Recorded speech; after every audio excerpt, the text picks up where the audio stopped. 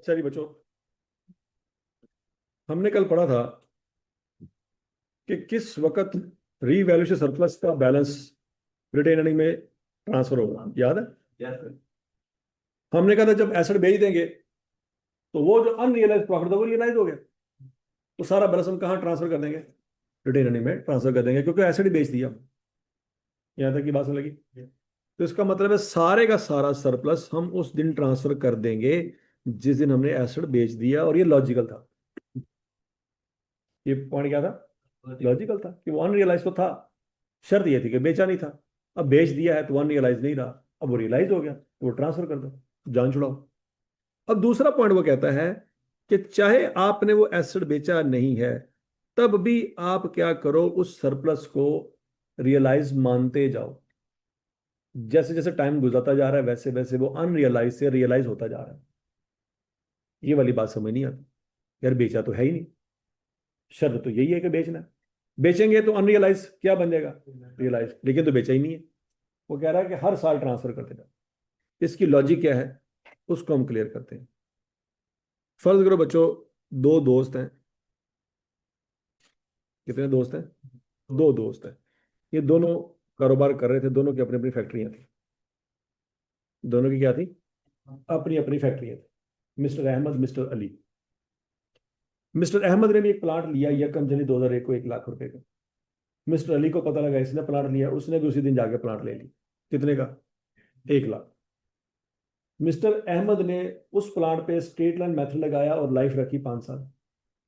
Mister Ali ने क्या, मेरा भी वही प्लाट है, तो उसने भी क्या किया, स्ट्रेट लाइन मेथड रखा और लाइफ के रखी 5 साल। मिस्टर अहमद ने फॉलो किया कॉस्ट मॉडल, लेकिन मिस्टर अली ने फॉलो किया रिवैल्यूएशन मॉडल। मॉडल में फर्क आ, यहां तक की बात लगी। मिस्टर अहमद ने वो प्लाट यकम जुलाई 2005 को बेच दिया। कितने का बेचा? 12,000 का।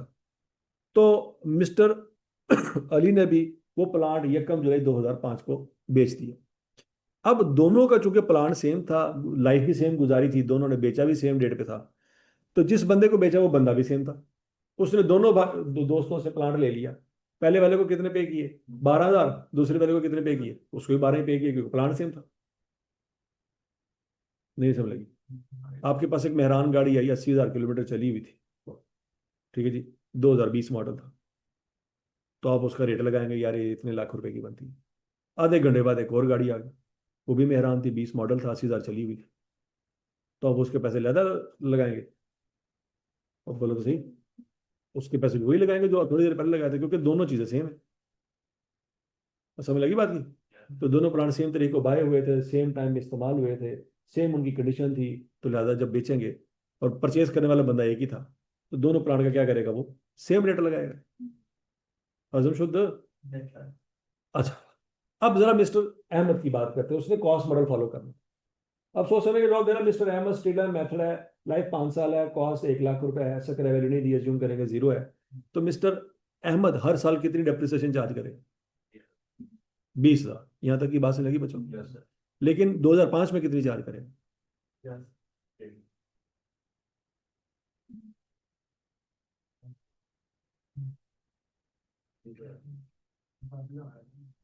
क्यों?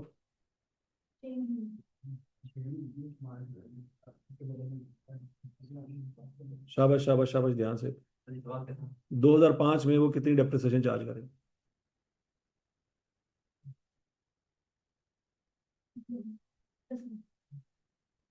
क्यों?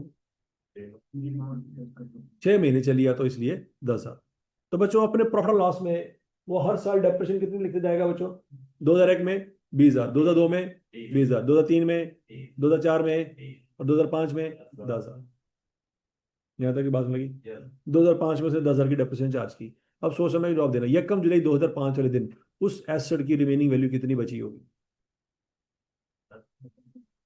कितनी बची होगी? 10,000। तो उसकी किताबों में एसेट कितने का होगा, और उसने कितने का बेचा? फायदा व नुकसान हुआ, कितना हुआ? तो वो 2005 में गेन ऑन डिस्पोजल रिकॉर्ड करेगा 2,000। क्या ये बात समझ लगी? इधर से 10,000 रुपये का नुकसान रिकॉर्ड किया उसने, और इधर से 2,000 रुपये का उसने फायदा रिकॉर्ड किया। यहाँ तक की बात समझ लगी? वो रिवैल्यूएशन मॉडल के पंगे में पड़ा ही नहीं। वो जो कॉस्ट मॉडल आपने इंट्रोडक्शन टू अकाउंटिंग में पढ़ा है, उसी को पढ़ के उसने सारी कैलकुलेशन कर ली। यहाँ तक की बात सबको समझ आ गई। अच्छा, वो बैलेंस शीट में क्या लिख रहा होगा बच्चों? 2001 में लिखेगा कॉस्ट कितनी, 1 लाख, लेकिन डेप्रिसिएशन कितनी माइनस करेगा, 20। 2002 में भी कॉस्ट 1 लाख ही है, लेकिन डेप्रिसिएशन 40। 2003 में कॉस्ट कितनी है, 1 लाख, लेकिन डेप्रिसिएशन 7। 2004 में कॉस्ट कितनी है, 1 लाख, लेकिन डेप्रिसिएशन सीधा। 2005 में कुछ भी नहीं आना, क्यों? क्योंकि 2005 के एंड पे वो था ही कुछ नहीं, ना कॉस्ट नजर आएगी ना डेप्रिसिएशन नजर आएगी। यहाँ तक कि दास्तान सबको समझ आ गई। तो मिस्टर अहमद वाली स्टोरी तो बड़ी सीधी सी है, बड़ी स्ट्रेट फॉरवर्ड है, स्ट्रेट ऑन मेथड है। डेप्रिसिएशन चार्ज हो गई, प्रॉफिट लॉस में माइनस कर दी, नीचे बैलेंस शीट भी सारी समझ आ गई। यहाँ तक कोई मसला? असल पंगा पड़ना है मिस्टर अली की किताबों में। मिस्टर अली का एसेट तो सेम था, लाइफ भी सेम थी, मेथड भी सेम था, बेचा भी सेम अमाउंट पे था, और बेचा भी सेम डेट पे था। पंगा कहाँ पे पड़ा है? इसने रिवैल्यूएशन मॉडल फॉलो, कौन सा मॉडल फॉलो किया? रिवैल्यूएशन। अब जरा ध्यान से मेरी बात सुनिए। तो बच्चों यकम जनवरी 2001 को उसने प्लांट लिया, कितने का लिया, 1 लाख रुपए। 1 लाख रुपए का रिकॉर्ड करेगा। साल गुजर जाएगा तो डेप्रिसिएशन कितनी चार्ज करेगा, 20,000 चार्ज करेगा। कर दी। साल के एंड में उसकी रिमेनिंग वैल्यू कितनी होगी, 80,000। अगले साल के शुरू में उसने मार्केट में फोन किया। फोन किया तो मार्केट में उसको रेट कितना मिला, 1,20,000। जबकि उसकी किताबों में एसेट कितने का था, 80,000 का। तो उसको क्या हुआ, 40,000 का गेन। ऐसे ही ना, ये पॉइंट समझ आ गया? तो बच्चों 40,000 का गेन भी रिकॉर्ड करेगा। अब हमें पता है गेन रिकॉर्ड करने का तरीका ये है कि पहले पिछली डेप्रिसिएशन को उड़ाओ। कितनी डेप्रिसिएशन चार्ज हुई पड़ी थी, 20,000 की, वो उड़ानी पड़ेगी। क्या एंट्री पास करेंगे, accumulate depreciation debit machine credit, कितने से, 20,000 से। इससे क्या होगा, वो मशीन अपनी कॉस्ट से कैरिंग वैल्यू पे आ जाएगी। फिर उसके बाद अगला काम क्या करना है, क्या एंट्री पास करेंगे, प्लान डेबिट और रिवर्सल सरप्लस, किस किस अमाउंट से, 40,000 से। यहाँ तक की दासन समझ आ गई बच्चों? यहाँ तक कोई मसला तो बताओ। अच्छा, अब बच्चों जब यकम जनवरी 2002 वाले दिन ये दो एंट्रियां कर चुका होगा, पहली एंट्री समझ आ गई, दूसरी भी समझ आ गई, ये दो एंट्रियां हो चुकी हैं। क्लियर है? जब 2002 के एंड पे पहुंचेगा, 2002 के एंड पे पहुंचेगा, तो उसको डेप्रिसिएशन चार्ज करनी होगी। क्या करनी होगी? तो क्या 2002 के एंड पे भी डेप्रिसिएशन 20,000 ही होगी, जो कि पहले साल थी? 2002 के एंड पे डेप्रिसिएशन 20,000 नहीं होगी। कितनी होगी?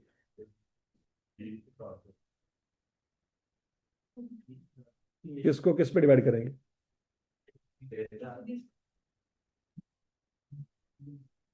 हाँ जी,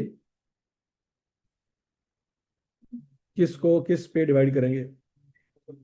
1,20,000 को 4 पे डिवाइड करेंगे, 5 पे नहीं करेंगे। एक साल तो गुजर गया उसका। ठीक है। तो बच्चों इसका मतलब है साल गुजरने के बाद उसकी डेप्रिसिएशन कितनी आ जाएगी बच्चों, 30,000। ये पॉइंट समझ आया सबको? अब जरा ध्यान से मेरी बात सुनिए।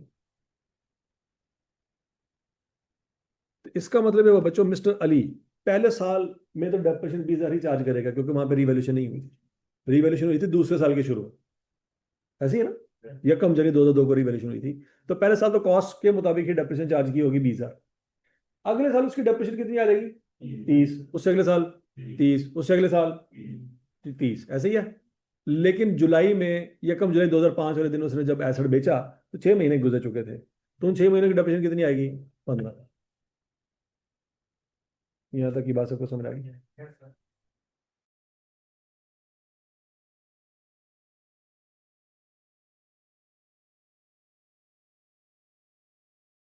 वो बोलो तो सही। अच्छा, तो यकम जुलाई 2005 को जब वो मशीन कितनी वैल्यू आ रही हो,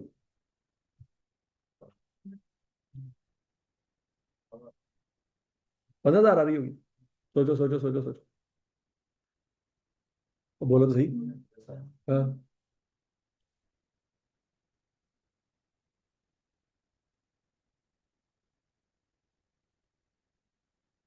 हाँ जी।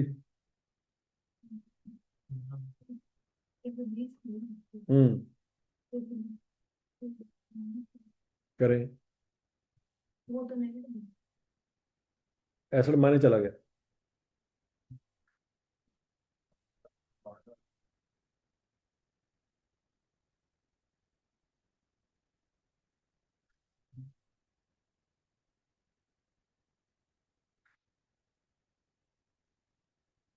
और 15 कैसे आएगी ये भी समझा दो।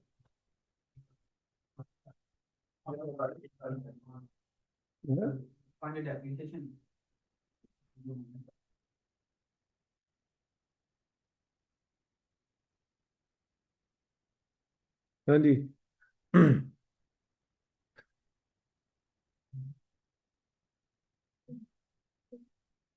1,25 आ रही है ना मैडम, ये डेप्रेशन तो पहले साल खत्म नहीं कर दी थी हमने।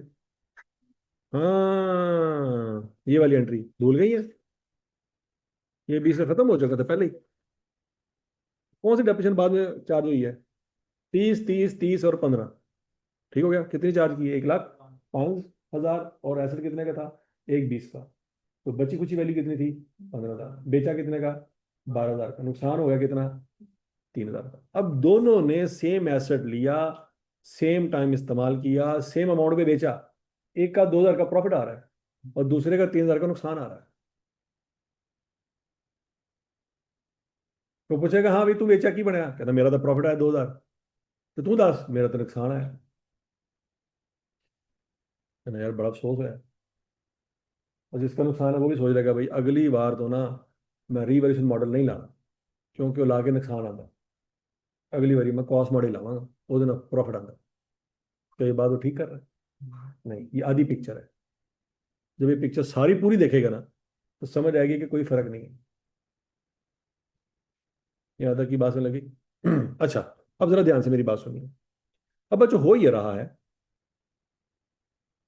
कि ये बंदे ने पहले साल तो 20,000 की डेप्रिसिएशन चार्ज की, वो मिस्टर अहमद ने भी की थी, ऐसी है ना? लेकिन मिस्टर अहमद ने दूसरे तीसरे चौथे साल भी 20, 20, 20 चार्ज की थी।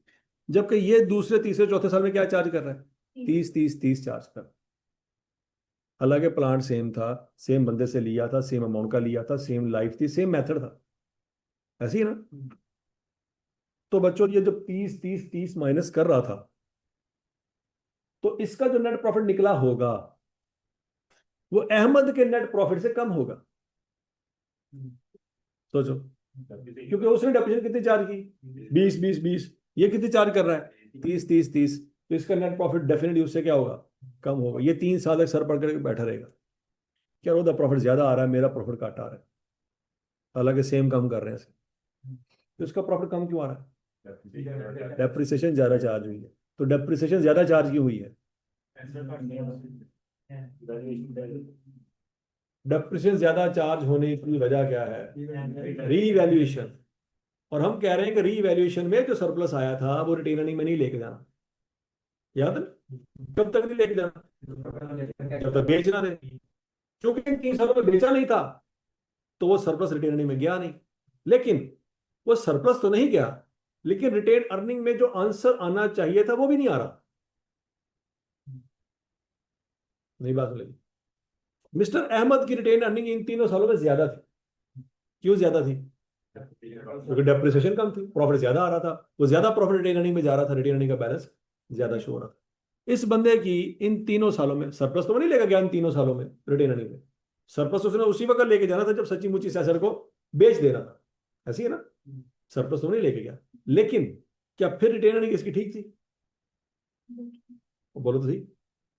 और बोलो तो सही। 2, 3 और 4 में मुझे बताओ रिटेन अर्निंग किसकी ठीक थी? रिटेन सरप्लस तो नहीं लेके गया, क्योंकि लेके जा ही नहीं सकता था। क्यों नहीं लेके जा सकता था? बेचा ही नहीं था। लेकिन बेचा तो नहीं था, तो सर रिटेन अर्निंग तो ठीक होनी चाहिए थी ना? क्या उसके बाकी सालों में, जिस साल में नहीं बेचा था उस सालों में रिटेन अर्निंग ठीक थी? नहीं ठीक थी। क्यों नहीं ठीक? रीवैल्यूएशन की वजह से क्या हुआ? तो हम ये कह सकते हैं कि भाई सरप्लस तो रिटेन अर्निंग में नहीं लेके जाएंगे। क्यों? क्योंकि बेचा नहीं है। लेकिन उसके बावजूद रिटेन अर्निंग ठीक है। तो बोलो तो सही। रिटेन अर्निंग ठीक नहीं है। अहमद की रिटेन अर्निंग ठीक है, अली की रिटेन अर्निंग ठीक। क्या पंगा अली की रिटेन अर्निंग में? डेप्रिसिएशन का पंगा। डेप्रिसिएशन औकात से ज्यादा चार्ज हो रही है। अगर डेप्रिसिएशन औकात से ज्यादा चार्ज ना होती तो रिटेन अर्निंग ठीक होती। 2002 में रिटेन अर्निंग में कितना पंगा है? 10,000 का पंगा। क्यों? क्योंकि डेप्रिसिएशन 20,000 की चार्ज होनी चाहिए थी, इसने कितनी चार्ज की है? इसका मतलब है इसकी रिटेन अर्निंग में नॉर्मल अमाउंट से 10,000 रुपये कम पड़ा हुआ। मिस्टर अहमद की रिटेन अर्निंग जितनी भी होगी, इसकी रिटेनिंग उससे 10,000 रुपये कम होगी। ये बात सबको समझ आ गई? नहीं समझ लगी? तो इसकी रिटेन अर्निंग 3 साल तक गलत रहेगी। कौन कौन से साल? 2, 3 और 4। 5 में जाके ठीक हो जाएगी। कैसे? क्योंकि 5 में जब बेच देंगे ना, तो रीवैल्यूएशन सरप्लस को उठा के कहाँ ले आएंगे? तो 2005 में जाके रिटेन अर्निंग अहमद की और अली की सेम हो जाएगी। लेकिन 3 साल तक तो पंगा रहा ना रिटेन अर्निंग का। तो हम कहेंगे ये ज्यादती है यार। 5 में जाके जब ठीक हुआ है, तो हर साल भी तो ठीक होना चाहिए था। यही बात हो जा रही। तो इसको फिर अगर 2005 में ठीक है और बाकी सालों में ठीक नहीं है, तो फिर सोचेंगे यार कि बाकी सालों में भी ठीक होना चाहिए था। तो हम कहेंगे देखो जी, रीवैल्यूएशन की वजह से डेप्रिसिएशन ज्यादा चार्ज हुई। हम सरप्लस को रिटेनिंग में इसलिए नहीं लेके गए क्योंकि वो अनरियलाइज था। बात ठीक है। लेकिन उस रीवैल्यूएशन की वजह से हमारे वो जो प्रॉफिट हमने सच्ची मुच्ची कमाया ना, वो भी कम शो हो रहा है। हमने कमाया ज्यादा है, लेकिन शो क्या हो रहा है? कम। किसकी वजह से? रीवैल्यूएशन की वजह से। रीवैल्यूएशन की वजह से कैसे? डेप्रिसिएशन वो कहां से ज्यादा चार्ज होगी।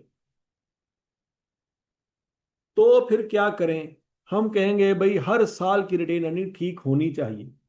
हम कहेंगे हर साल की रिटेन अर्निंग कैसे ठीक करें? हम कहेंगे जितनी डेप्रिसिएशन एक्स्ट्रा चार्ज हुई है ना, उतना सरप्लस उठा के रिटेन अर्निंग में डाल दो, ताकि रिटेन अर्निंग वही हो जो अहमद की है। नहीं बात समझ लगी? एक्स्ट्रा डेप्रिसिएशन कितनी चार्ज हुई है? 10,000। तो हम सरप्लस में से 10,000 उठा के क्या करेंगे? रिटेन अर्निंग में डाल देंगे। हम कहेंगे ऊपर से प्रॉफिट आ रहा है कम, नीचे से सरप्लस से 10,000 एक्स्ट्रा डाल देंगे, तो क्या हो जाएगा? रिटेन अर्निंग वही हो जाएगी जो अहमद की। लॉजिकली पॉइंट समझ आया? अब बोलो तो सही। नहीं समझ आया? अब बच्चों 2002 में याद रखना, 2002 में हमारा सरप्लस था 40,000। कितना था? 40,000। हम उस 40,000 को रिमेनिंग लाइफ पे डिवाइड करेंगे। रिमेनिंग लाइफ कितनी है? 4। आंसर क्या आएगा? 10,000। वो 10,000 हम इस 40,000 से निकाल के ऊपर रिटेन अर्निंग में डाल देंगे। तो पीछे पे सरप्लस कितना रह जाएगा? 30 रह जाएगा। लॉजिक समझ आ गई? अब जब वो सरप्लस से 10,000 निकाल के रिटेन अर्निंग में डाल दिया, तो अब इस बंदे की रिटेन अर्निंग मिस्टर अहमद वाली रिटेन अर्निंग के बराबर आएगी। क्यों? क्योंकि ऊपर से प्रॉफिट कम आ रहा था, नीचे से हमने 10,000 और ऐड कर दिया, तो प्रॉफिट वही हो गया जो अहमद का बन रहा था। लॉजिक समझ आई? फिर अगले साल हमारे पास सरप्लस था 30,000। उस 30 में से क्या करेंगे? 10 निकाल के मजीद प्रॉफिट में ऐड कर देंगे, तो पीछे सरप्लस कितना रह जाएगा? 20। पॉइंट समझ आया? फिर उससे अगले साल हमारा सरप्लस था 20। उसमें से क्या करेंगे? 10,000 निकाल के रिटेन अर्निंग में डाल देंगे, बाकी पीछे कितना रह जाएगा? 10। और उससे अगले साल एसेट ही बेच दिए, तो जितना सरप्लस पड़ा होगा वो तो वैसे ही सारे का सारा रिटेन अर्निंग में जाना ही जाना। लॉजिक समझ आई सबको? फिर नहीं समझ आई? अब सोच समय के जवाब देना बच्चों। उसको लॉस हुआ था 3,000 का। कितने हजार का लॉस हुआ था? और उसको प्रॉफिट कितना हुआ था? 2,000 का प्रॉफिट हुआ। ये दोनों आपस में लड़ रहे हैं। या मेरा तो प्रॉफिट आया 2,000, वो कहेगा मेरा लॉस आया 3,000। तो सोच समझ के जवाब देना। जब 2005 में वो जो बाकी बचा हुआ सरप्लस है, जब वो ट्रांसफर करेंगे, तो उसका वो जो लॉस है प्रॉफिट में कन्वर्ट हो जाएगा कि नहीं हो जाएगा? और बोलो सही। लेकिन वो 2,000 प्रॉफिट तो नहीं बनता। वो कितना बनता है? वो तो 7,000 का बनता है। ऐसे ही ना? कैसे भला? 3,000 का लॉस हुआ है, 10,000 ट्रांसफर हो गया, तो नेट इम्पैक्ट कितना आया? 7,000 का। ये तो लुटियां डाल रहा है। ये कह रहे जी मेरा तो प्रॉफिट बन गया 7,000 था, तेरा बन है 2,000 का। क्या ये बात ठीक है? नहीं, इसका प्रॉफिट 2,000 का ही बनता है। जरा सोचो, प्रॉफिट 7 नहीं बनता, इसका 2 ही बनता है। सोचो जरा। फिर भी एक बार उसने भेज दिया ना, तो उसने सरप्लस तो सारा खा गई। हाँ, 10,000 ले गया, लेकिन इसका प्रॉफिट 7,000 बनता ही नहीं, 2,000 ही बनता है। सोचो।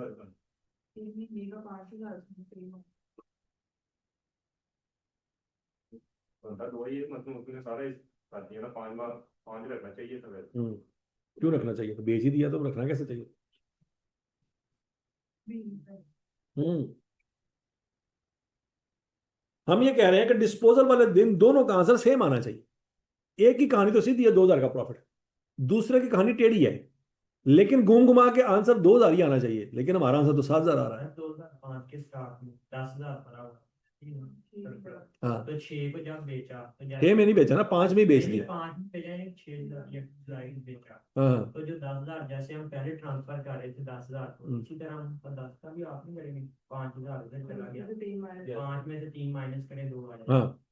देखो बच्चों, अगर आप गौर से देखो ना, इस बंदे ने 2005 में डेप्रिसिएशन चार्ज की थी 10,000, और इस बंदे ने 2005 में डेप्रिसिएशन चार्ज की थी 15,000। उसकी 2005 की डेप्रिसिएशन भी तो 5,000 एक्स्ट्रा है ना, वो 5,000 भी तो कंपनसेट करना है कि नहीं करना? नहीं समझ लगी? उसने 10,000 ट्रांसफर किया तो था, जिसमें से 3,000 का लॉस था। नेट इम्पैक्ट कितना है? 7,000 का। 7,000 में से 5,000 का जो एक्स्ट्रा डेप्रिसिएशन है वो साइड पे कर दो, असल में प्रॉफिट 2,000 ही बनता है। नहीं बात हो रही?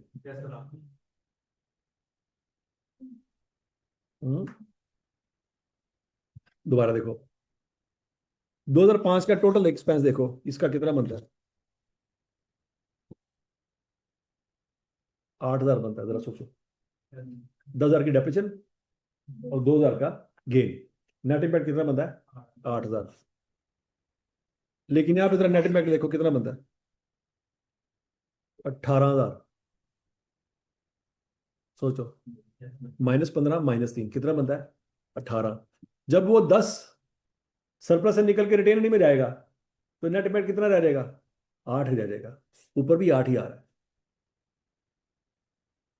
सोचो, अगर ये बात आप डेप्रिसिएशन को और गेन को मिला के देखेंगे ना, आपको बात समझ आ जाएगी। 10,000 की डेप्रिसिएशन है, 2,000 का गेन है, नेट इम्पैक्ट कितना है? 8,000 का खर्चा है। लेकिन यहाँ पे कितना खर्चा है? 18,000 का। कैसे? 15,000 की डेप्रिसिएशन है और 3,000 का लॉस है, ये दोनों खर्चे हैं। टोटल खर्चा कितना हो गया? 18 का। उसका 8,000 का खर्चा है और इसका 18,000 का खर्चा है। इसको कैसे कंपनसेट करेंगे? जब सरप्लस में से 10,000 निकल के रिटेन अर्निंग में जाएगा तो इसका भी 2005 का जो टोटल लॉस है वो 8,000 का ही बनता होगा। यहां तक की बात समझ लगी? और बोलो सही। तो 1 जुलाई 2005 वाले दिन दोनों का आंसर क्या हो जाएगा? बिल्कुल एग्जैक्ट मैच हो जाएगा। अच्छा, तो क्या बच्चों फिर ऐसा होना चाहिए कि 40,000 2005 में सारा ट्रांसफर करें, या हर साल 10-10 हजार ट्रांसफर करें? पहले तो हमने यही कहा था कि सर वाकई लॉजिकली तो यही बनता है कि जब तक एसेट बेचा नहीं है ना, तब तक आप ट्रांसफर ना करें। जब बेच दिया है तब तो हक बनता है ट्रांसफर करने का।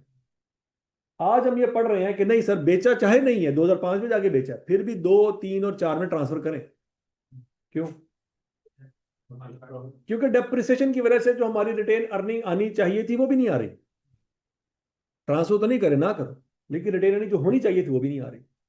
किसकी वजह से? रीवैल्यूएशन की वजह से। रीवैल्यूएशन का पंगा ना पड़ता तो आपकी डेप्रिसिएशन हमेशा 20 20 20 20 होनी थी। रीवैल्यूएशन के पंगे की वजह से डेप्रिसिएशन आपकी 30 30 30 30 चार्ज हो रही है। तो चूंकि रीवैल्यूएशन की वजह से आपका जो प्रॉफिट बनता था वो नहीं बन रहा, तो उसकी कंपनसेशन अदा करो। कहां से? सरप्लस में से वो पैसे जो डेप्रिसिएशन की वजह से आपके कम हो गए हैं वो ट्रांसफर करो। कितनी डेप्रिसिएशन एक्स्ट्रा चार्ज हो रही है? 10,000। तो कितना सरप्लस ट्रांसफर करो? 10,000। चाहिए बात सुनाइए।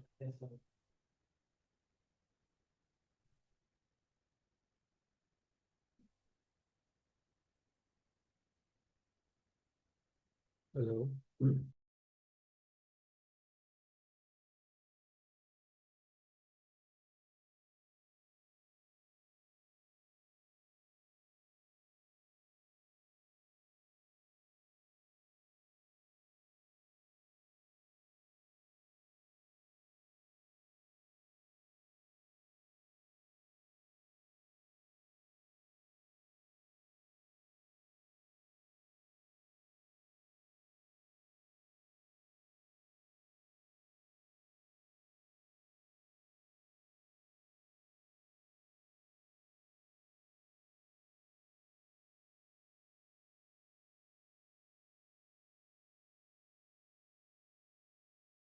तो बात समझ लगी नहीं?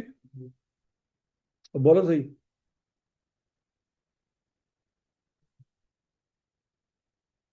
और क्लियर है?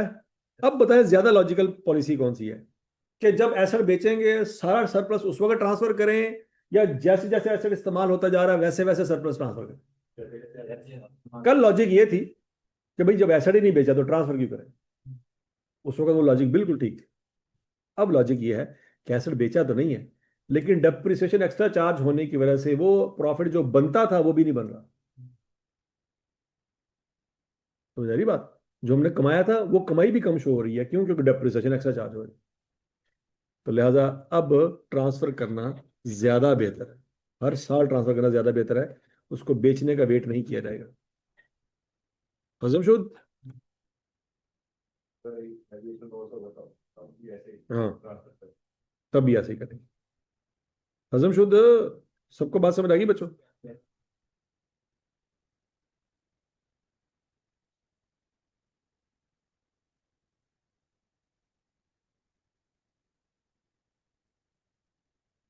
अगर बच्चों हर साल आपने सरप्लस ट्रांसफर करना है तो एंट्री क्या होगी? रीवैल्यूएशन सरप्लस डेबिट और रिटेन अर्निंग क्रेडिट। ये एंट्री आपने याद रखनी है। रीवैल्यूएशन सरप्लस डेबिट और रिटेन अर्निंग क्रेडिट। क्लियर है? अच्छा जी। अब अगला पॉइंट कि अगर इन दोनों पॉलिसियों के बारे में सवाल में ना पता चले कि कौन सी पॉलिसी फॉलो करनी है, तो फिर हमने क्या करना? ये पढ़ो जरा।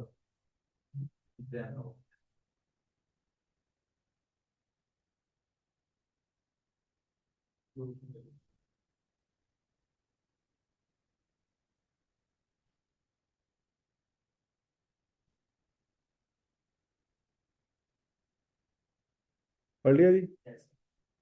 सबको बात समझ आ गई?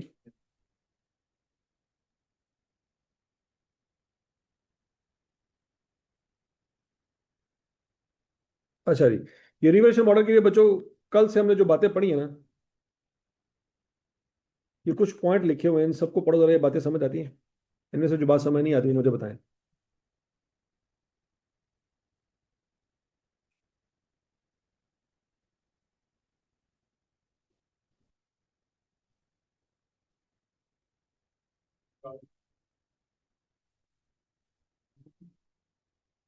हाँ जी।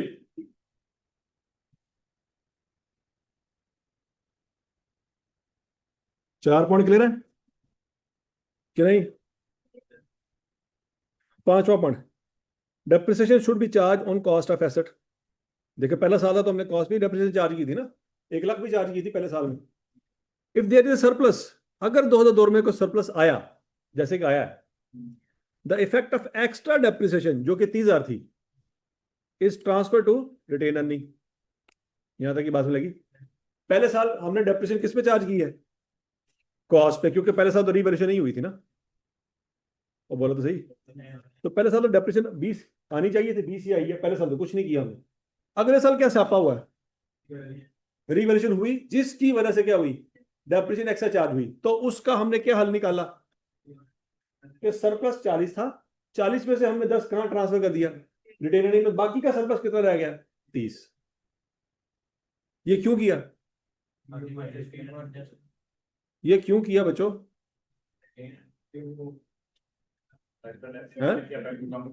एक्स्ट्रा डेप्रिसिएशन के इफेक्ट को खत्म करने के। The effect of extra depreciation is transfer to retain. Point समझ आया सबको?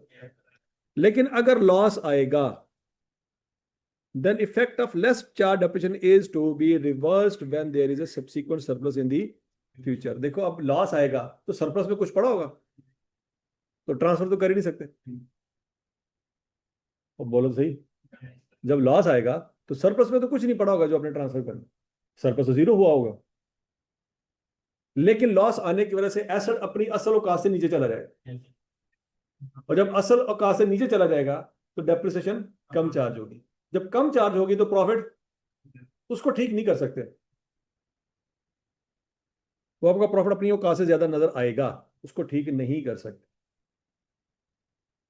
नहीं बात हो जा रही है? उसको ठीक कब करेंगे? जब कभी फ्यूचर में प्रॉफिट आएगा, तब पिछले तमाम सालों की डेप्रिसिएशन को ठीक करेंगे बैठ। नहीं बात सुनेगी? सरप्लस पड़ा हुआ है, डेप्रिसिएशन को ठीक कर सकते हैं, लेकिन अगर सरप्लस नहीं पड़ा हुआ तो डेप्रिसिएशन को ठीक नहीं कर सकते। वेट करेंगे किस चीज का? फ्यूचर में कोई सरप्लस आएगा फिर ठीक है, अभी नहीं कर सकते।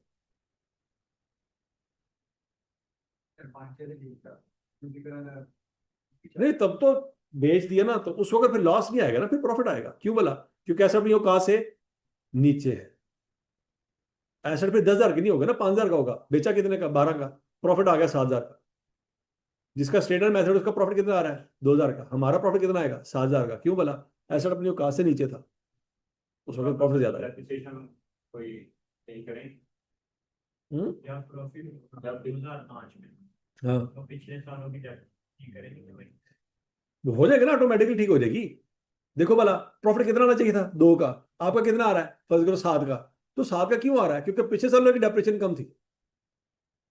तो 2005 में जब आपने एक्स्ट्रा प्रॉफिट डाल दिया, तो पिछले तमाम सालों की जो लेस डेप्रिसिएशन थी, वो ऑटोमेटिकली क्या हो जाएगी? ठीक हो जाएगी। वो तो आपके साथ ही हाँ, दरमियान में कुछ कर ही नहीं सकते। क्यों? सरप्लस है आपके पास? सरप्लस नहीं पड़ा हुआ ना। इस तरह अगर हो जिस तरह हमने 2005 में डेट दिया, हाँ। दोबारा रिवैल्यूएशन हो तो डेट तो दोबारा नहीं, रिवैल्यूएशन बेच ही दिया तो फिर बात ही खत्म हो गई। वैसे एक मसलन साल ले लेना, है? अगर एक मिसाल ले लेना, अगर उस दिन हमने रिवैल्यूएशन की और सरप्लस आ गया, वो पिछले सालों में जाकर डेप्रिसिएशन नहीं नहीं नहीं, जो साल पब्लिश हो गए वो पब्लिश हो गए, पिछले सालों में नहीं जा सकते। नहीं हाँ, मैट्रिक में नंबर कम आ गए हैं और हम सीए में एंटर हो गए हैं, तो मैट्रिक दोबारा करेंगे? नहीं कर सकते। इस तरह नहीं है जो पिछले सालों में तो पिछले सालों में हो गया सो हो गया, उसको पिछले सालों में जाने की जरूरत नहीं है। अभी उसका फाइट है।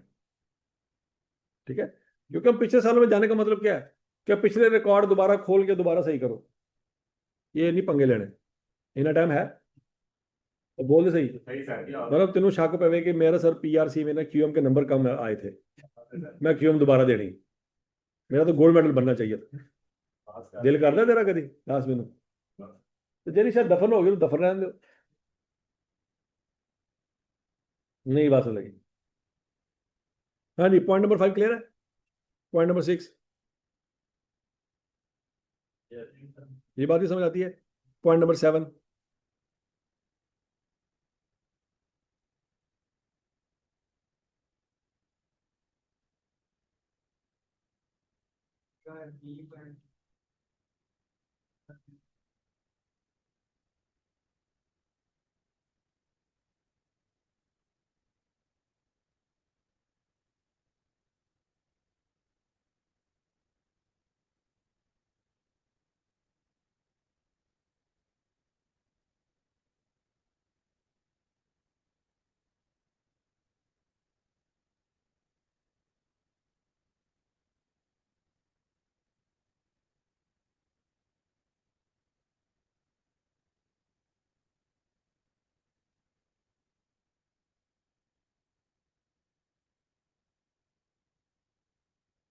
हाँ भाई,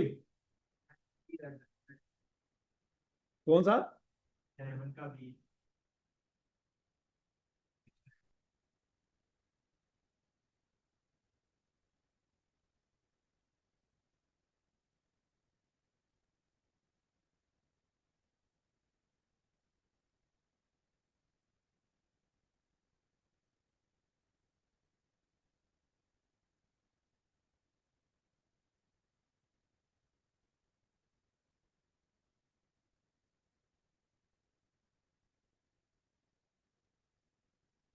सातवें का भी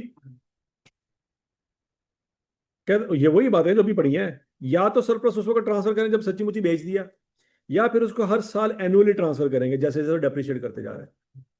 10,000, क्योंकि डेप्रिशिएशन ज्यादा से ज्यादा चार्ज हो रही है। क्लियर है? अच्छा, अगर क्वेश्चन साइलेंट है तो कहता बी वाली पॉलिसी को फॉलो करेंगे, ए वाली को फॉलो नहीं करें। अगर आएगा आपने हम पे छोड़ दिया कि क्या करें, तो हम फिर एनुअल ट्रांसफर करेंगे, उसके बेचने का वेट नहीं करेंगे। अभी दो तक वो तरह के डेप्रिसिएशन के मेथड होते हैं। एक जो हमने पीरियड वाइज एक होता है तो ईयर वाइज होता है, इसमें जब हम एसेट बेचते हैं उस वक्त फ्री डेप्रिसिएशन चार्ज होती है, जिसमें बेच देते हैं उसमें तो नहीं करते। फिर इसमें जब एसेट बेचेंगे तो वैल्यूएशन पर्पस की तरह ट्रांसफर होगा।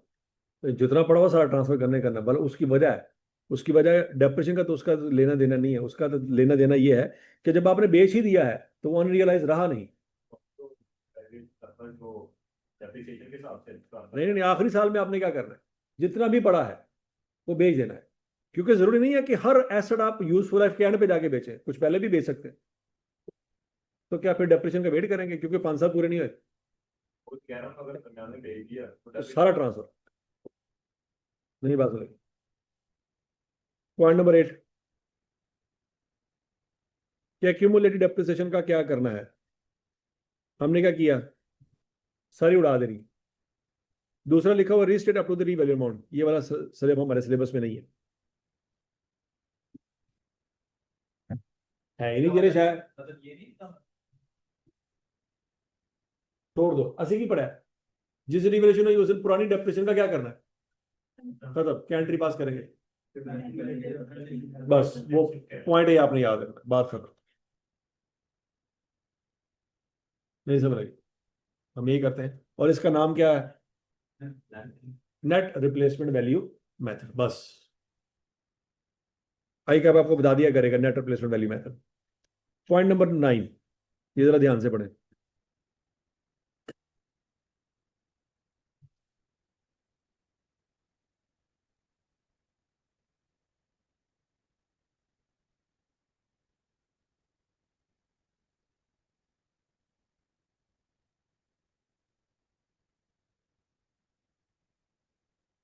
क्या लिखा हुआ है, पास के सारे ऐसे कहता है फर्ज करो एक बंदे के पास 10 प्लॉट है। कितने प्लॉट हैं, अगर वो एक को रीवैल्यू करना चाहता है ना तो 10 के बाकी 9 को भी करना पड़ेगा। ऐसा नहीं हो सकता कि एक प्लॉट को रीवैल्यू करे बाकी 9 को ना करे, इसकी इजाजत नहीं है। उन 10 प्लॉट में से 8 प्लॉटों के ऊपर बिल्डिंग बनी हुई है, बाकी 2 प्लॉटों के ऊपर बिल्डिंग नहीं बनी हुई, खाली पड़े हो सकता है कि नहीं हो सकता। तो कहता है कि अगर वो प्लॉट रीवैल्यू करना चाहता है तो करे, बिल्डिंग रीवैल्यू नहीं करना चाहता तो ना करे। लैंड अलहदा से एक एसेट है और बिल्डिंग अलहदा से एक एसेट। लैंड और बिल्डिंग एक एसेट नहीं है। पॉइंट समझ आ गया। और बोलो तो सही। कहता फर्ज करो उसने कसम खाई है कि मैं लैंड को रिवैल्यू करना चाहता हूं, बिल्डिंग को नहीं करना चाहता। कहता है इसकी इजाजत है, लैंड को करे बिल्डिंग को ना करे, क्योंकि लैंड अलहदा एसेट है और बिल्डिंग अलहदा एसेट। लेकिन अगर एक लैंड को उसने रिवैल्यू कर दिया है तो फिर बाकियों को भी करना पड़ेगा। बिल्डिंग को, लैंड को करना पड़ेगा, बिल्डिंग को नहीं करना। 2 को करेगा 10 प्लॉट है 2 को करेगा नहीं नहीं, 10 के 10 को करे, 5 है जो भी है। तो लैंड गायब हो गया। साइड कर हेलो, लैंड गायब हो गया है, तो लैंड की वैल्यू तो ज्यादा लगेगी ना। प्लांट बिल्डिंग की रिफ्लेक्ट कर बिल्डिंग की वैल्यू ज्यादा होती है, प्लॉट की वैल्यू ज्यादा होती है। फॉर एग्जांपल आप किसी सोसाइटी में लेने जाते हो मकान, तो वो कैसे रेट लगाएंगे आप कि मकान कितने का। लैंड का अलग रेट लगेगा और मलबे का अलग रेट लगेगा। वो कहेगा भाईजान नाल का प्लाट खाली ਇਹਦਾ पता करा लो, करोड़ रुपए का है। तो करोड़ रुपए का सीधा सीधा प्लाट ही है, उत्ते ਤੁਸੀਂ ਇੱਟਾਂ ਜ਼ਿਆਦਾ ਵੇਚ ਲਓ। समझ लगी, ਇੱਟਾਂ लगी साड़ी 80 लाख रुपए की, तो मकान कितने का हो गया, 1 करोड़। बिल्डिंग चाहे जितनी मर्जी पुरानी हो, क्या लैंड भी पुराना हो जाएगा। लैंड का तो उससे बिल्डिंग से कोई लेना देना नहीं बात समझ लगी। बिल्डिंग पुरानी हो जाएगी तो मलबे की कीमत कम हो जाएगी, लैंड की कीमत कभी कम नहीं होगी। अब बोलो तो सही, समझ आ रही है। तो प्लॉट के ऊपर चाहे बिल्डिंग बन जाए, बिल्डिंग हमेशा अलग अकाउंट होगी और प्लॉट हमेशा अलग अकाउंट होगा। बिल्डिंग पुरानी होने का मतलब लैंड पुराना नहीं है। मेरी बात में लगी, तो बिल्डिंग पुरानी है तो लैंड की वैल्यू भी कम कर लेंगे आप, वो कभी कम नहीं होगा। ठीक है जी। इस तरह से प्लांटर मशीनरी, अगर आप बिल्डिंग रीवैल्यू करना चाहते हो तो क्या प्लांटर मशीनरी भी रीवैल्यू होगा, नहीं। वो कहता है वो लैदा कैटेगरी, लैदा कैटेगरी।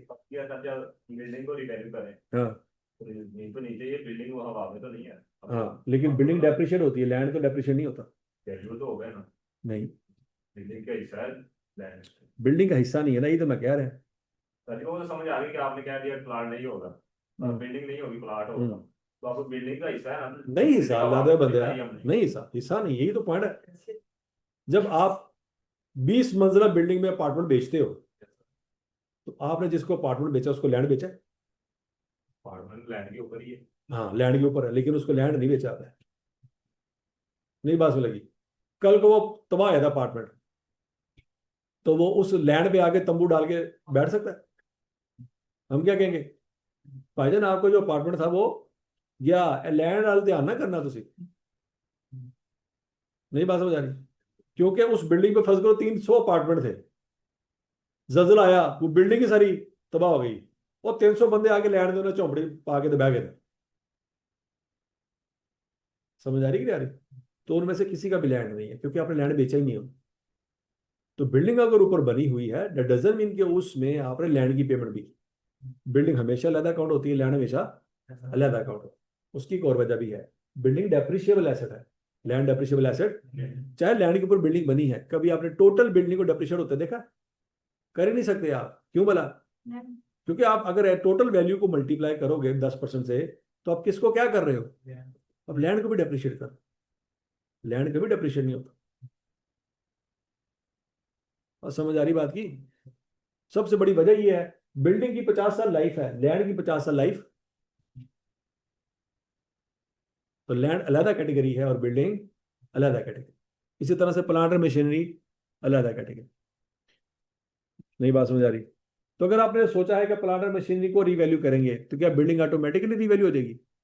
अब आप ये नहीं कह सकते सर देखें, मशीनरी भी तो बिल्डिंग के अंदर ही होती है, तो क्या मशीनरी को बिल्डिंग का हिस्सा मानेंगे? एसी लगता ही बिल्डिंग में है, कि एसी कभी हवा में लटका हुआ किसी ने देखा है चलता हुआ? लगता ही बिल्डिंग में है, लेकिन क्या वो बिल्डिंग का हिस्सा होता है? नहीं होता, चाहे बिल्डिंग के अंदर लगा हुआ है। नई बात समझ आ रही? और क्लियर है? क्यों वो अलग है, एसी अलग है और बिल्डिंग अलग है, क्यों? और बोलो तो सही। एसी लगता तो बिल्डिंग में ही है, बिल्डिंग के बगैर एसी कभी नहीं लगता, लेकिन एसी को फिर भी हम अलग और बिल्डिंग को अलग क्यों कंसिडर करते हैं? वजह बताए। एसी नाम भी होता है बिल्डिंग को कौन देता है?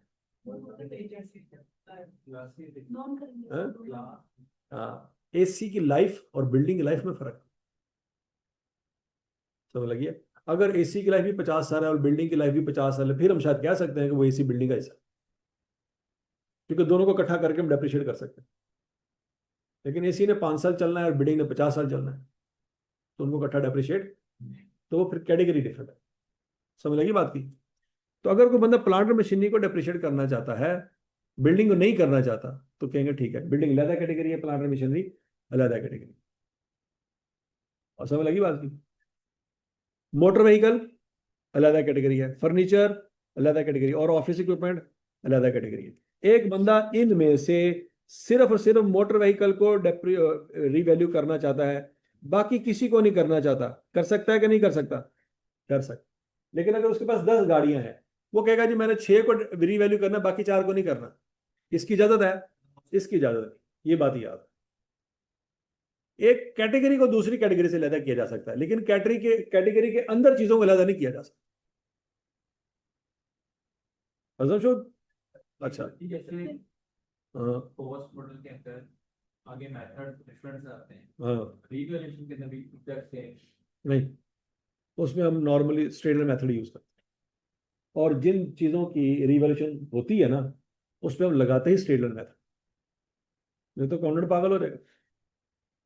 असली अकाउंटेंट है ना, असली अपनी जिंदगी मुश्किल बनावांगे। रिवैल्यूएशन मॉडल इंट्रोड्यूस हैं? अगर इट इज स्टैंडर्ड हो सरप्लस को किस तरह ट्रांसफर करें? हाँ, पॉइंट यही है ना, फिर सरप्लस को फिर किस तरह ट्रांसफर? देखा जाए तो रिवैल्यूएशन ये हमारे लिए नहीं, देखो, अगर किसी एसेट की फर्स्ट गलती रिड्यूसिंग बैलेंस मेथड से आपने रेट लगाया 10%, तो क्या वो एसेट 10 सालों में खत्म हो जाएगा? वो तो नहीं खत्म होगा, लगे रहो। क्या 50 सालों में खत्म हो जाएगा? नहीं, 50 सालों में भी खत्म नहीं होगा। समझ लगी? फिर उसका सरप्लस ट्रांसफर करना आपके लिए स्यापा बन जाए, क्योंकि ना तो वो एसेट खत्म होगा, ना ही फिर उसका सरप्लस खत्म होगा। अब बेच भी दोगे तो फिर भी खत्म नहीं होगा। नहीं बात लगी? तो इसलिए रीवैल्यूएशन का टॉपिक जब भी पढ़ेंगे हम, उसमें मेथड कौन सा होगा? Straight line. जिंदगी आसान रखो। आई कैप ने भी आपकी जिंदगी आसान रखी है, आपने भी अपनी जिंदगी आसान ही रखी। और समझ लगी बात की? आई कैप ने जब से रीवैल्यूएशन का टॉपिक पूछना शुरू किया है, हमेशा मेथड कौन सा बताया है? स्ट्रेट। का भी रिड्यूसिंग बैलेंस मेथड आज तक नहीं आया। बड़ी किस्मत माड़ी। पॉइंट नंबर 10 पढ़े जी। है वो चीज जो दीवार में फिक्स हो जाए, उसको क्या कहेंगे? और जो फिक्स ना हो? है फर्नीचर, ठीक है जी, चलो शाबाश। ऑफिस इक्विपमेंट तो प्लांट नहीं, ये लैपटॉप है, क्या ये प्लांट है? तो बोलो तो सही। प्लांट की लाइफ तो 10 साल होगी, लेकिन लैपटॉप की लाइफ 10 साल है। फर्क है ना। ये ऑफिस ऑफिस इक्विपमेंट लैपटॉप ही है ना। Point number 10। सर, अगर आपने एक ही दिन में क्या? मतलब अगर गाड़ी में हमारे पास 10 गाड़ी हैं, तो हम सबको एक ही दिन पर डिवाइड करेंगे। हाँ, तो अगर हमारे पास 10 प्लॉट है, तो फिर 9 प्लॉट को बिल्डिंग बनाए, तो हमने रेंट दिया है, तो फिर हम जब रीवैल्यू करेंगे तो फिर सबको करेंगे, किसी को नहीं बख्शना। तो अगर हमने एक गाड़ी आज ली है, तो हम्म। हमने 5 साल पहले ली हो, तो हम दोनों को एक ही दोनों को रीवैल्यू करेंगे। तो आज को लिए हो तो हमें पता है। हाँ, तो हम, सबको उसका पता है। हाँ, तो फिर वैल्यू तो नहीं किया। तो ना करें। किसी ने कहा करें? ये तो आपने अपना सवाल बनाया कि करें, मगर करने हैं तो फिर सबको कर। ना करें, मैंने कहा है जबरदस्ती की करें।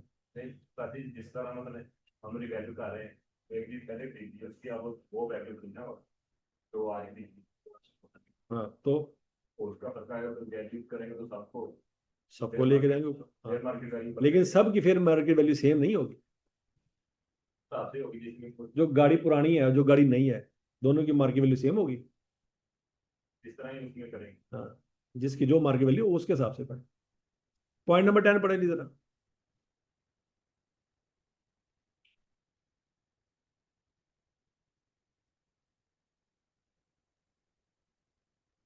क्या हर साल पंगा लेना है? नहीं, उसने बता दिया पंगा हर साल ही लेना। अगर आप पंगा हर साल लेंगे तो आप अपनी जान को अजाब में डालेंगे। क्या करना है? देखो, आपकी किताबों में फर्ज करो एक बिल्डिंग की वैल्यू आ रही है 50 लाख, क्या आ रही है? और आपने मार्केट से फेयर वैल्यू पता करवाई है, और वो भी आ रही है 50 लाख और 5,000। रीवैल्यू करेंगे? क्यों पंगे च पैना? पिछली सारी डेप्रिसिएशन डिलीट मारो, सरप्लस रिकॉर्ड करो 5,000 रुपये का, फिर वो सरप्लस अगली बाकी जिंदगी में डिवाइड करो, फिर रिटेन अर्निंग में ट्रांसफर करो। कितना फर्क आ रहा है? 5,000 का। तो आप पंगे नहीं लेते। क्या कहा उसने, पढ़ो जरा। डिफरेंस क्या होना चाहिए? Material difference. मटेरियल से मुराद है कि इतना सिग्निफिकेंट डिफरेंस हो कि आपको लगे कि यार रिकॉर्ड नहीं ना करेंगे तो जाती। फॉर एग्जाम्पल, 50 लाख की बजाय अगर आपका आंसर 55 लाख है, मार्केट वैल्यू 55 लाख है और कैरिंग वैल्यू 50 लाख है, तब हम कहेंगे कि मटेरियल डिफरेंस है, तब हम रिकॉर्ड करें। अगर करने पे अभी करेंगे, हम्म। अगर एग्जामिनर क्या भी दे तो फिर भी इंटीरियर डिफरेंस ना हो तो फिर नहीं करेंगे। नहीं, अगर एग्जामिनर कह रहे तो फिर तो करांगे। इंटीरियर डिफरेंस ना हो हूँ एग्जामिनर कह रहा है, ये सर्टिफिकेट एग्जामिनर दम देखो पेपर किने पास करना है, तो कह रहा है करो, तो फिर की करेंगे? करांगे भाईजान, जो माई बाप कहेगा।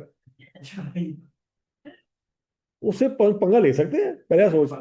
तो बस ठीक है, सोचने वाली नहीं नहीं नहीं नहीं नहीं, नहीं। जितने एग्जामिनर कह रहे हैं करो, उतने नहीं सोचना। ना ना ना ना,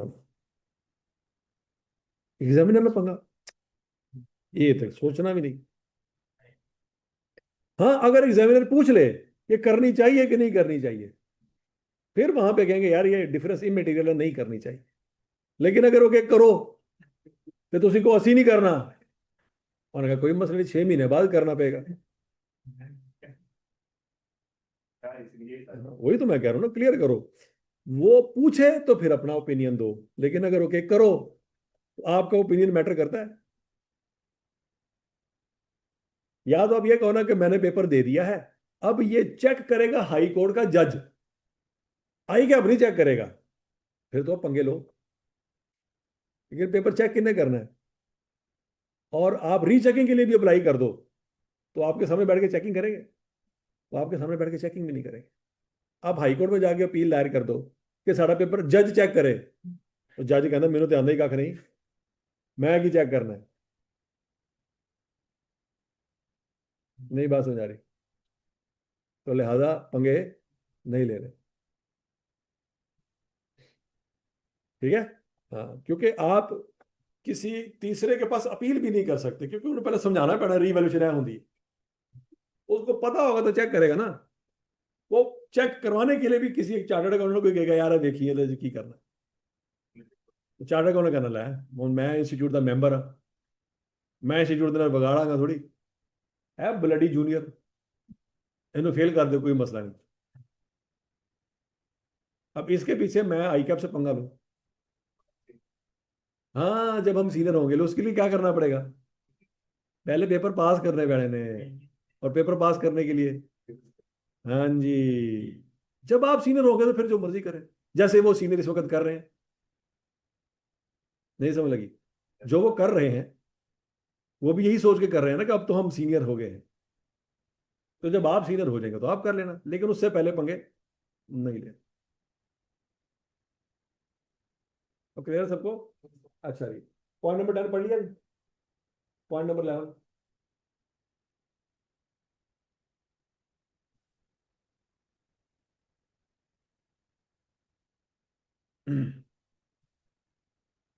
क्लियर है? अब लैंड अगर आपने रीवैल्यू किया है, उस पर सरप्लस आ गया है, तो उसको एनुअल ट्रांसफर की जरूरत नहीं पड़नी। क्यों बोला? क्योंकि आपका प्रॉफिट गलत है ही नहीं, तो उसको ठीक करने की नौबत भी नहीं आनी। लैंड को फिर हम एनुअल ट्रांसफर वाला चक्कर खत्म कर देंगे, और लैंड को जब बेचेंगे ना उसी वक्त उसका सरप्लस ट्रांसफर कर। समझ लगी बात की? अच्छा, अब बच्चों एक सवाल है, क्वेश्चन नंबर 1 है, Friday pharmaceutical limited acquired a building for 200 million. की बिल्डिंग अक्वायर की है 200 मिलियन और यकम जुलाई 2005। Following information related to the building is available. करना क्या है बच्चों?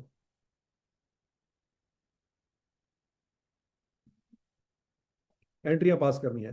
तो सबसे पहले तो बिल्डिंग को बाय करने की एंट्री पास करें ना। क्या एंट्री पास करेंगे? बिल्डिंग डेबिट, कैश या बैंक?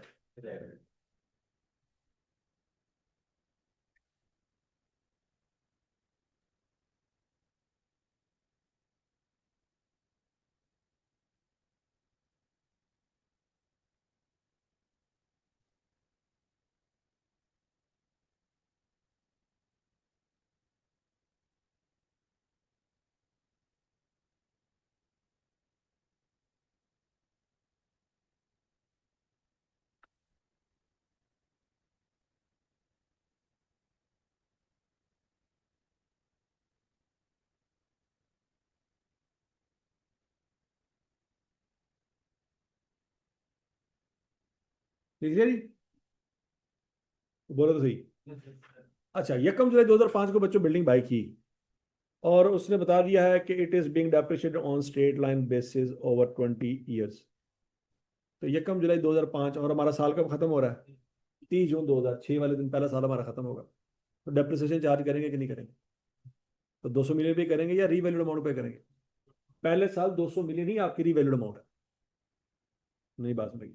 क्योंकि आपने मार्केट से बिल्डिंग ली है ना, और बोलो तो सही, तो मार्केट वैल्यू पे ली होगी, तो जो आपकी कॉस्ट है वही मार्केट वैल्यू। तो पहले साल तो कोई फटा नहीं होगा कि सर पहले दिन बिल्डिंग बाय की है उसी दिन रीवैल्यू कर लें। उसी दिन रीवैल्यू होगी? नहीं होगी। तो मार्केट पे ही तो आपने बिल्डिंग बाय की है। समझ आएगी बात नहीं? तो साल गुजर के बच्चों डेप्रिसिएशन चार्ज करेंगे। क्या आंसर आएगा? 10 मिलियन की डेप्रिसिएशन आएगी। क्या एंट्री पास करेंगे? डेप्रिसिएशन एक्सपेंस डेबिट और एक्यूमुलेट डेप्रिसिएशन एंट्री पास कर ली सबने। अब 30 जून 2006 वाले दिन हमने एंट्री पास कर ली। यकम जुलाई 2006 पिछला साल है कि अगला साल है? अगला साल। मतलब पिछले साल में आपकी बिल्डिंग वैल्यू 200 मिलियन ही रहेगी, उसमें इजाफा या कमी रिकॉर्ड नहीं करेंगे।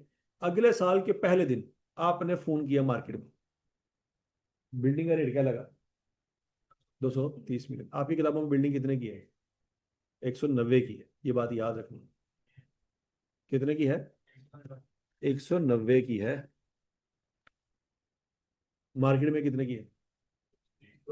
तो कितना गेन आया? 40 का गेन आया। कितनी एंट्रियां करेंगे? 2 एंट्रियां करेंगे। कौन सी वाला?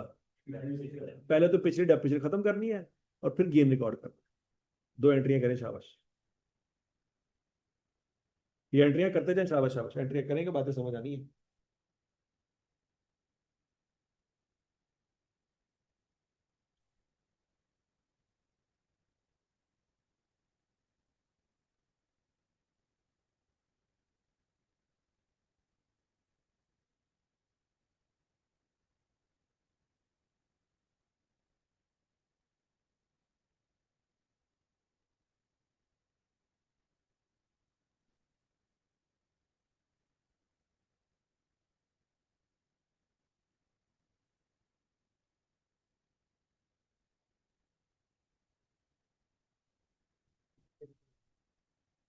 कर लिया नहीं? कितनी एंट्री पास की आपने? दो। अब अगले साल का इख्तिताम होगा, 30 जून 2007 पे पहुंचेंगे, उस दिन डेप्रिसिएशन चार्ज करनी पड़ेगी। किसको किस पे डिवाइड करेंगे? 230 को रिमेनिंग लाइफ पे डिवाइड करना है 19 पे। क्या डेप्रिसिएशन आएगी? 12.105। तो बच्चों डेप्रिसिएशन की एंट्री पास करेंगे क्या? डेप्रिसिएशन एक्सपेंस डेबिट और एक्यूमुलेटेड डेप्रिसिएशन क्रेडिट। यहाँ तक की बात लगी? उस दिन एक और काम भी करना है। एक्स्ट्रा डेप्रिसिएशन चार्ज हुई है ना, तो प्रॉफिट लॉस में गड़बड़ हो सकती है। उसी वक्त आपने सरप्लस में से रिटेन अर्निंग में बैलेंस ट्रांसफर करना। कितना? 2.105। एक्स्ट्रा डेप्रिसिएशन कितनी चार्ज हुई है?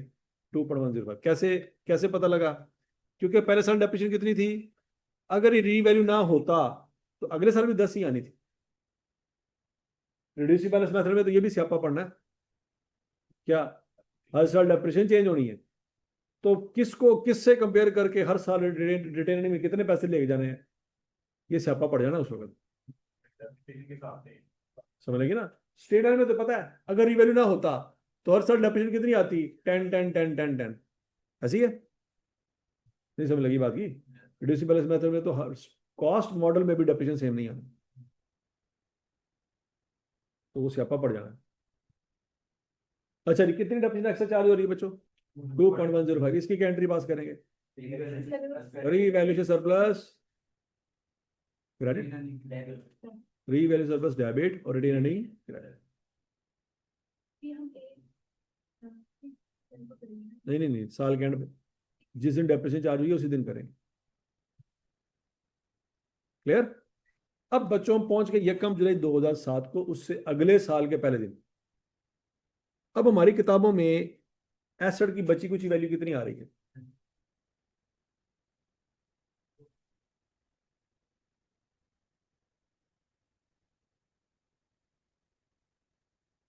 रिमेनिंग वैल्यू बताएं एसेट की।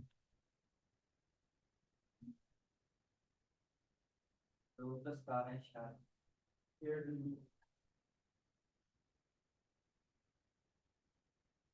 895 आ रही है। Yes. ऐसी है, लेकिन मार्केट वैल्यू कितनी है? 170 है। नुकसान हो गया। कितना नुकसान हुआ बच्चों? 47.895। ये माइनस में आ रहा। अब जरा ध्यान से, नुकसान हो गया। सबसे पहला काम क्या करना है? नहीं, पिछली डेप्रिसिएशन उड़ानी है, ये नहीं भूलना आपने। जब भी रिवैल्यूएशन होगी, चाहे प्रॉफिट हो चाहे लॉस हो, वो लहरा स्यापा है। पहला काम आपने क्या करना है? पिछली डेप्रिसिएशन उड़ानी है। वो कितनी है? 12 के 22? 12, 10 पहले उड़ा दी थी। अभी कितनी चार्ज हुई है? 12 की। तो ये उड़ाएंगे। क्या एंट्री पास करेंगे?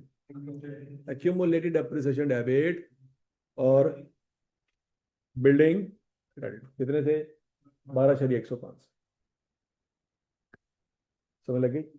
अब ध्यान से, हमें नुकसान हुआ है 47.895 का। क्या सच्ची मुझे नुकसान इतना ही हुआ है? सच्ची मुझे नुकसान इतना नहीं हुआ? क्या ये नुकसान सारे का सारा प्रॉफिट लॉस में जाना है? नहीं। ध्यान से। कितना आपके पास सरप्लस पड़ा हुआ है? 40 का पड़ा हुआ है। हाँ, 2.1 का हमने 2.7 का तो हमने ट्रांसफर, 2.1 का तो हमने ट्रांसफर कर दिया ना, तो 40 का तो नहीं पड़ा हुआ। 37.895 का सरप्लस पड़ा हुआ है। तो 47 में से 38.895 तो हम सरप्लस में से उड़ाएंगे। बाकी का जो बचेगा असल में लॉस वही है। सोचो। प्रॉफिट लॉस में कितना लॉस जाएगा? 10 का। अब एंट्री का पास करेंगे। रीवैल्यू सरप्लस डेबिट 37.895 से, प्रॉफिट एंड लॉस डेबिट 10 से, और बिल्डिंग क्रेडिट 47.895 से। क्या ये एंट्री सबको समझ आई?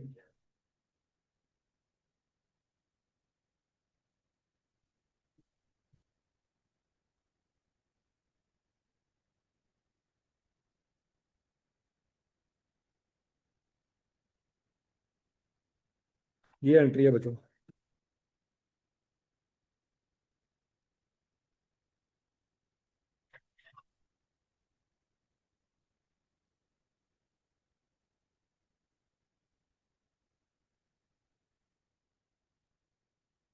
ये एंट्री सबको समझ आती है? बोलो तो सही। तो यकम जुलाई को बच्चों आपने 2 एंट्रियां करनी है। कौन सी? पहले पिछली डेप्रिसिएशन उड़ानी है, फिर लॉस रिकॉर्ड कर। ये दोनों एंट्रियां कर ली। इन 2 एंट्री में कोई पंगा है तो बता दो।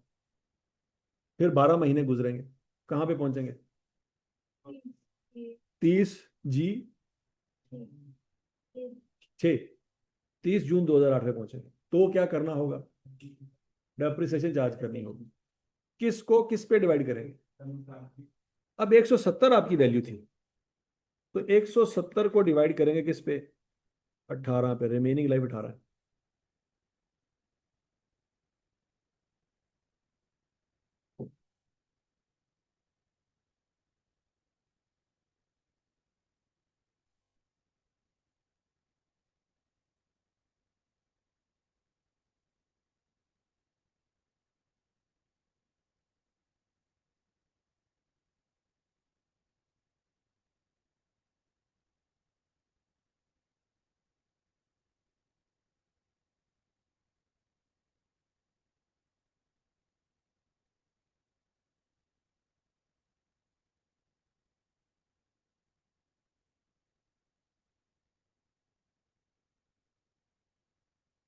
हाँ जी।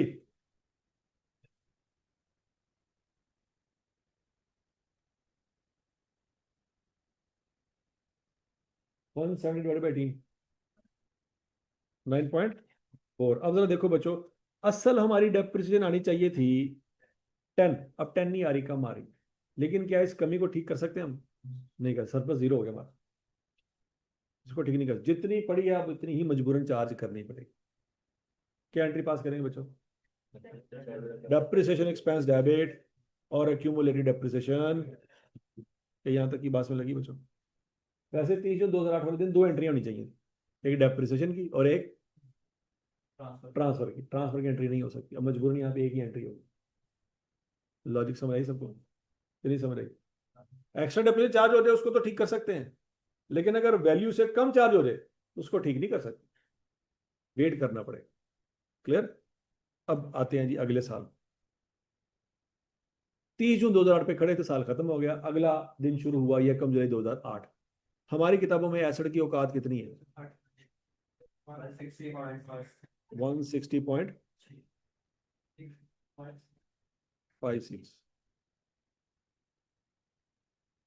44 थी ना? 19.44 थी। चेक कर लो दोबारा। ठीक हो कह रही? अब हमारी किताबों में एसिड है 160 का, मार्केट में कितने का है? 180 का। वंस अगेन गेन आ गया। कितना गेन आया? 19.44 का गेन आ गया। अब हमारे पास मौका है पिछली डेप्रिसिएशन को ठीक करने का। नहीं समझ आ रही? पिछले साल की डेप्रिसिएशन औकात से कम चार्ज हुई है, उसको ठीक नहीं कर पाए थे हम, लेकिन याद रखा था, भूले नहीं थे। पॉइंट समझ आ गया ना? अच्छा, बरं सबसे पहला काम हमने क्या करना है बच्चों? तो जिस दिन रिवैल्यूएशन होती है उस दिन एक काम हमेशा करना है। क्या? पिछली जितनी डेप्रिसिएशन उसको उड़ाओ। तो 1 जुलाई 2008 वाले दिन सबसे पहले एंट्री क्या होनी है? अक्यूमुलेटेड डेप्रिसिएशन डेबिट और बिल्डिंग क्रेडिट। कितने से? 9.44 से। पहली एंट्री तो यही होगी। यार तो तभी 1 साल के बाद रिकॉग्निशन हो रही है। हाँ, अगर 2 साल के बाद होते 2 साल की डेप्रिसिएशन 2 साल।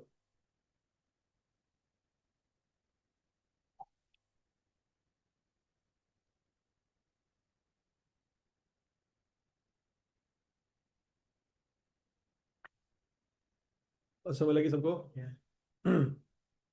तो पहले तो डेप्रिसिएशन पिछली उड़ा दी ना, कितनी है जी? 9.44। ऐसे ही है। फिर आपने चार्ज करना गेन। अब सोच समय की जवाब देना। बिल्डिंग की वैल्यू में इजाफा हुआ 19.44 से, लेकिन क्या ये सारे का सारा गेन रीवैल्यूएशन सरप्लस में जाना है?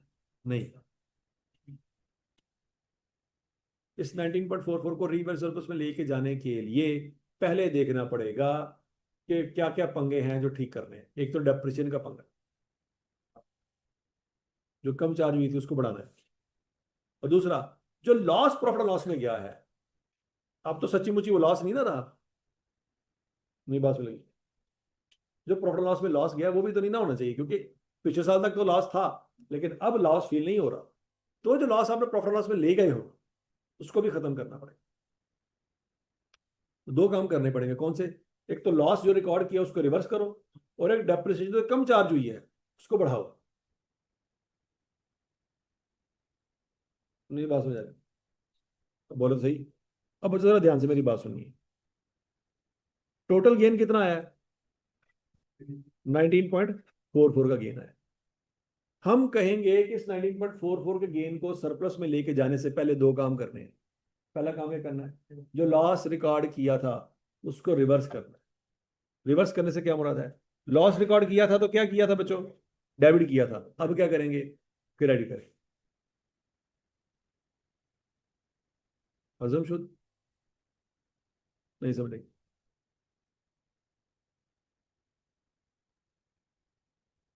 जब लॉस रिकॉर्ड किया था तो क्या किया था?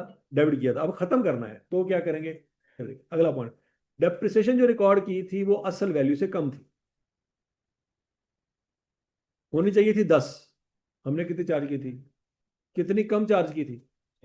0.56 से कम चार्ज की थी। डेप्रिसिएशन को बढ़ाना है तो डेबिट करेंगे कि क्रेडिट करेंगे? बोलो बोलो बोलो बोलो। हाँ, डेप्रिसिएशन एक्सपेंस को बढ़ाना है तो क्या करेंगे?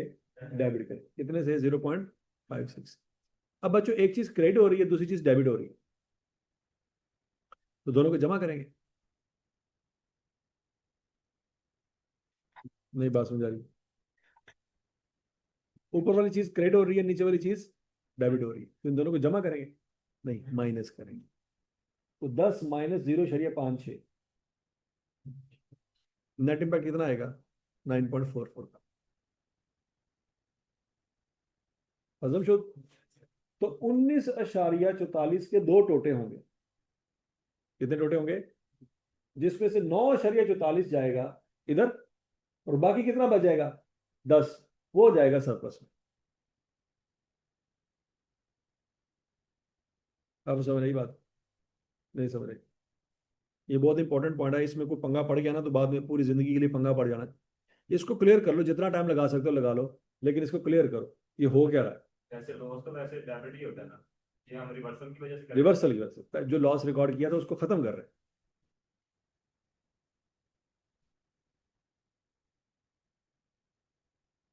अच्छी तरह ये बात समझ आ गई? ये फिर गेम के लिए होगा ना। हाँ जी।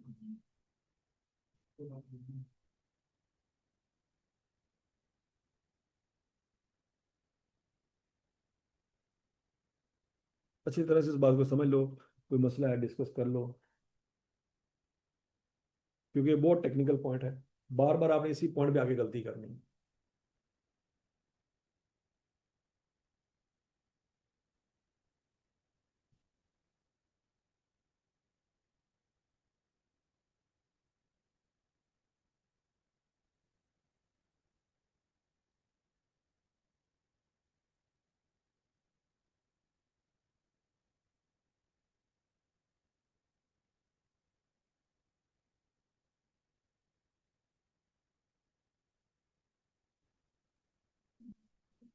प्रैक्टिकली गेम ही आ रहा है, तो हम रिवर्सल तो लॉस नहीं करेंगे।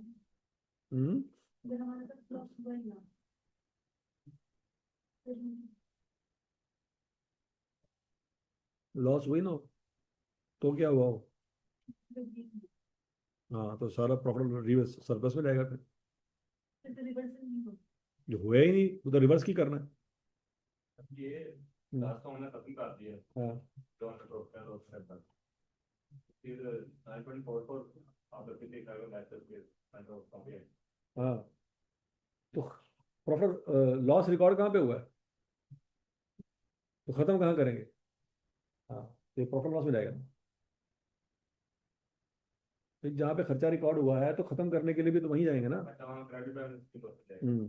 अदर इनकम के तौर पर। और समझ लगी बात की कि 9.44 कहाँ से आया? टोटल प्रॉफिट हुआ है 19.44 का, लेकिन सारे का सारा सरप्लस में नहीं जाएगा। पहले वो पिछला जो कबाड़ा किया था पिछले साल उस कबाड़े को संभालेंगे, बाकी का जो बच जाएगा वो सरप्लस में लेके जाएंगे। तो बच्चों एंट्री क्या होगी? अब बोलो तो सही। एंट्री होगी बच्चों revaluation surplus debit, revaluation loss, sorry building, ये वाली एंट्री होगी बच्चों। कौन सी? बिल्डिंग डेबिट 19.44 से, प्रॉफिट एंड लॉस क्रेडिट 9.44 से, और रीवैल्यू सरप्लस क्रेडिट 10.00 से।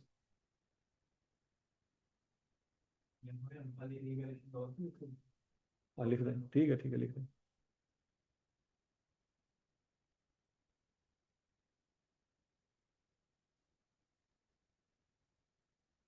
और समझ आ गई सबको? ये हाँ जी, अगर आपने राउंड ऑफ किया होगा तो ठीक है, 0.56 की जगह 0.6 लिखा होगा, कोई लिख लो, कोई मसला नहीं। हमें पता चला है कि 9.44 की इन्वेस्टमेंट की प्रॉफिट लॉस 9.6 क्यों नहीं पता चलेगा? हाँ वर्किंग में किया होगा ना, कि 10 की डेप्रिसिएशन होनी चाहिए थी, हमने पिछले साल कितनी डेप्रिसिएशन चार्ज की है? 9.44, तो कितना फर्क आ रहा है 0.56 का?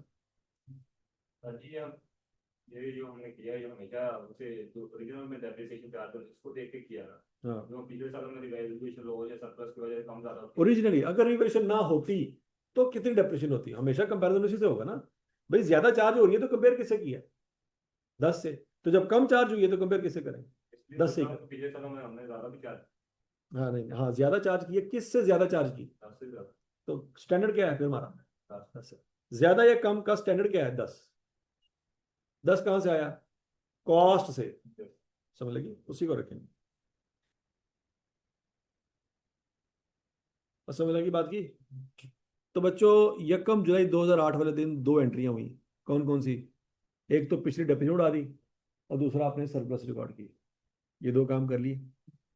अभी जब साल गुजरेगा तो दो काम और करने हैं, कौन कौन से? एक तो डेप्रिसिएशन चार्ज करना है, और दूसरा फिर ट्रांसफर भी करना है। अब डेप्रिसिएशन किस पे डिवाइड करेंगे बच्चों? 180 को पकड़ेंगे, 17 पे डिवाइड करेंगे, 10 पॉइंट। वंस अगेन हमारी डेप्रिसिएशन 10 से ऊपर चली गई।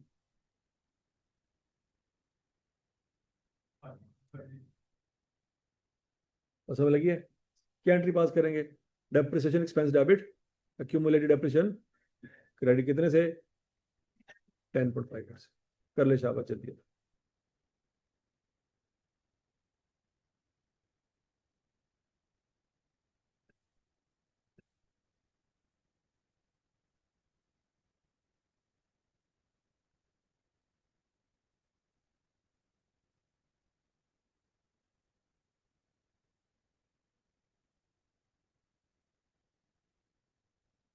हजम शुद्ध। अब कितनी डेप्रिसिएशन एक्स्ट्रा चार्ज हुई है, इसका क्या करेंगे? वंस अगेन वही काम, सरप्लस डेबिट करेंगे और रिटेन अर्निंग को क्रेडिट करेंगे। कितने से? 10 से ऊपर जितनी चार्ज हुई है। कितनी चार्ज हुई है? 0.58। अच्छा ये 0.58 एक और तरीके से भी आ सकता है बच्चों, वो कैसे? आपका सरप्लस कितना है? 10, इसको रिमेनिंग लाइफ पे डिवाइड कर दो। रिमेनिंग लाइफ कितनी है? 17। करके देखो जरा, वही आंसर आएगा जो बनना चाहिए। तो बच्चों ये आंसर निकालने के दो तरीके। पहला तरीका क्या है कि कॉस्ट मॉडल में जो डेप्रिसिएशन आनी चाहिए उससे ज्यादा कितनी आई है वो देख लो, या सरप्लस को रिमेनिंग लाइफ पे डिवाइड कर लो, वहां से भी आंसर वही आएगा।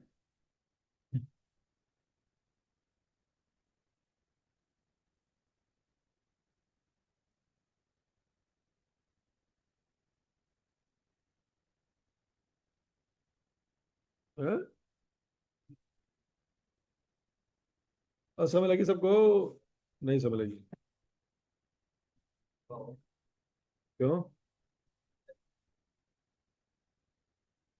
देखते हैं अभी। याद रख रहे हैं बच्चों सबको? ये बच्चों अपने अच्छी तरह से बातें याद रखनी है। एक सवाल मैं आपको घर से दे रहा हूं करने के लिए, वो है क्वेश्चन नंबर 2।